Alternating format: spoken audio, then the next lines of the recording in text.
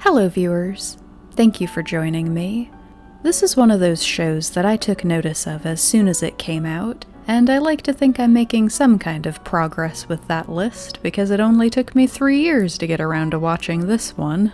Prima Doll takes place in the capital city of Altaria, which is finally at peace after a long war with one of its neighboring countries. It's hard to say that with a straight face, because we're barely 2 minutes into the first episode before we learn about a rebel faction that's still causing problems and trying to start the war back up again. But for the most part, the atmosphere of this series is an optimistic one, of a nation that's trying to settle into peacetime.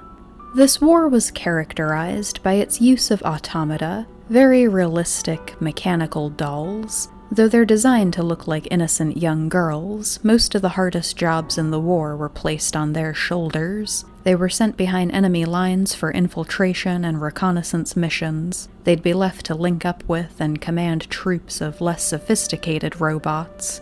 They tended to grow close with the human soldiers they served with, but there was a shadow to all those relationships. Because at the end of the day they were machines, they tended to be worked non-stop until they broke down or their logic systems burned out, and then they were discarded like scrap metal. Prima Doll takes you into the Black Cat Cafe, run by a man named Nagi Toma, who was Altaria's top doll technician during the final years of the war. He basically inherited the position from his grandfather, so he grew up surrounded by dolls and knows exactly how human they can be. Nagi was really affected by how callously they were treated during the war, so he's dedicated his post-war life to taking in and repairing dolls who've been deemed broken, giving them jobs in the cafe and a second shot at life, trying to prove they can have a purpose beyond fighting. The first episode opens with a doll named Haizakura waking up in the basement laboratory underneath the cafe. The mysteries of where exactly Haizakura came from and what her role was during the war will end up being at the center of the show's final conflict. But Nagi tells the other girls she was so damaged she had to be completely reset, her memories wiped clean. But none of that weighs too heavily on Haizakura herself. She's cheerful, upbeat, and determined to be of use to the people around her. This need to fulfill some kind of purpose is something all the dolls struggle with from time to time. They never say it in exactly these words, but you can tell they don't feel like they have a right to exist if they're not of use to someone. That line separating the dolls from humans is something that's always being explored, if not explicitly talked about. Of the other 3 who were already working at the cafe when Haizakura woke up, only one was broken in a physical sense. Karasuba's basically Nagi's right hand, the first of the dolls he repaired here. They actually met during the war, and he put her back together with a mismatch of parts he found on the battlefield.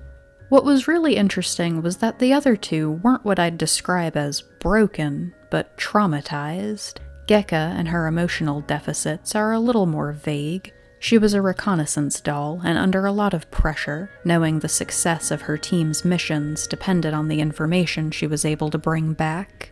Hokiboshi's story is a lot more clear.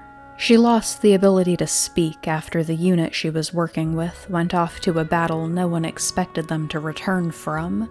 One of the most striking scenes in this show was during the episode that focuses on Haizakura helping Hokiboshi get her voice back.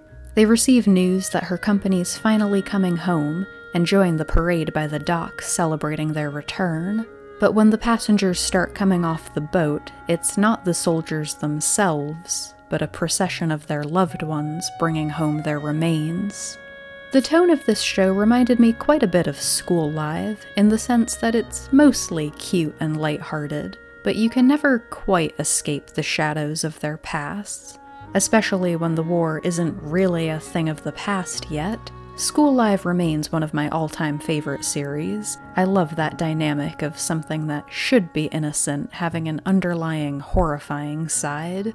So Prima Doll was pretty well suited to my personal tastes, making me feel like I should be a little higher on this one than I actually am.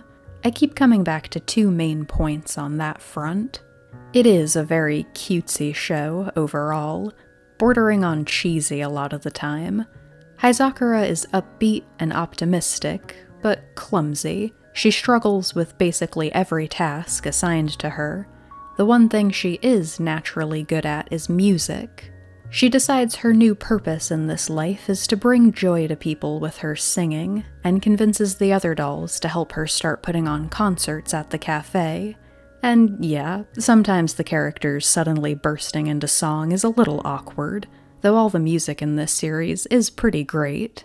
Prima Doll could be a particular brand of awkward sometimes. It wasn't until I did a little research and saw that it was a multimedia project that all the pieces, everything that felt just a little off, started coming together.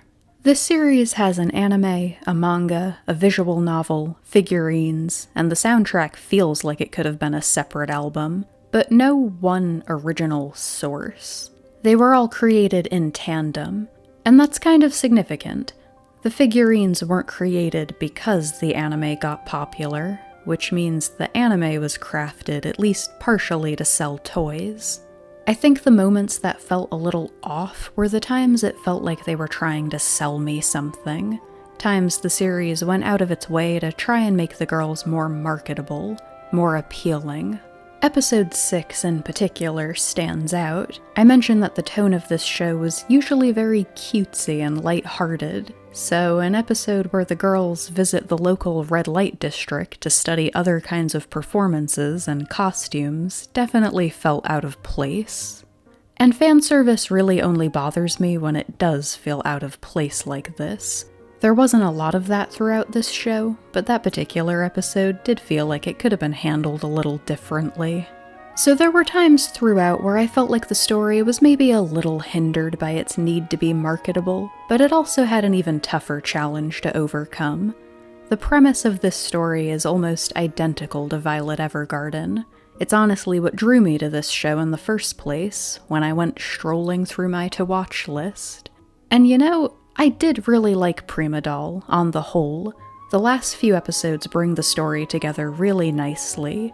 But it's no Violet Evergarden, and the "I've already seen this idea but better" battle is a hard one to win.